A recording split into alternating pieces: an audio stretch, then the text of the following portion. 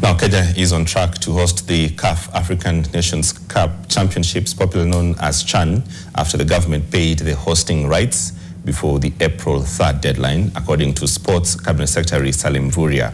Mvurya was speaking to the National Assembly Sports and Culture Committee, where he gave an update on the country's preparedness to host the 2024 CHAN edition. FKF President Hussein Mohammed was also present, and he requested Parliament to criminalize match fixing in order to curb the vice. Elijah Oko has that story. There were initial fears that Kenya would fail to host the 2024 African Nations Championship, popularly known as CHAN, because the hosting fees had yet to be paid as part of CAF requirements. The deadline for paying the fee was 3rd of April, but Sports Cabinet Secretary Salim Mvurya has reassured the country all is well, and the $13 million, which is approximately 1.6 billion Kenya shillings, has been deposited. The hosting fee, is paid directly to CAF, and this 1.6 billion is payment for hosting of CHAN, the one we are hosting in August. So AFCON will be paid differently at a later date. Speaking in a meeting with the National Assembly Sports and Culture Committee, chaired by Webuye Member of Parliament Dan Wanyama, Mvurya, together with his new Principal Secretary Elijah Mwangi, asserted that the plans to host the CHAN 2024 are on course.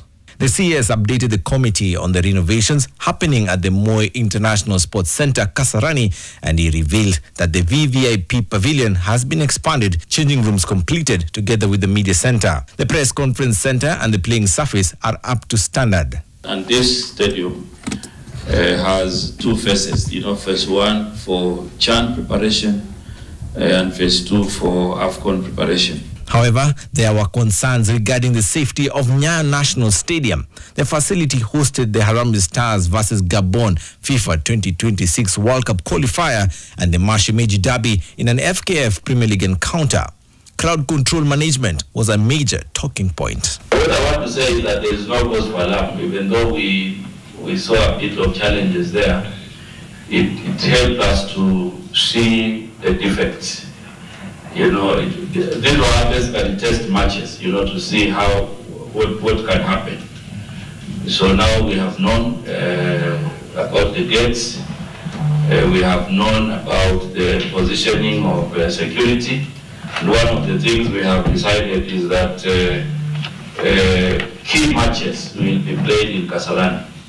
Part of our contract is to install the crowd control systems and the security systems, which is ongoing, and therefore in future we should not expect what we experienced then.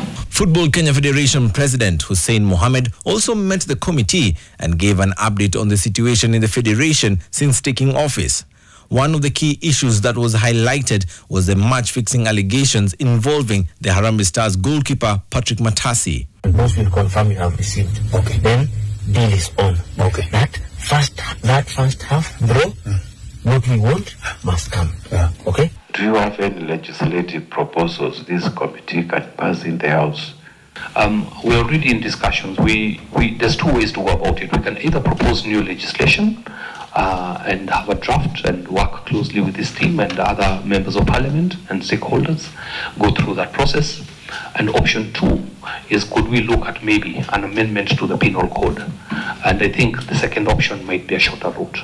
So if we can make amendments to the penal code and propose that that we include the criminal nature of the act into the penal code, then it could be maybe a shorter route to achieving this objective. With the hosting fee out of the way, Kenya is on track to host the CHAN 2024 edition, which will take place from the 2nd to the 30th of August. Elijah Oko, NTV.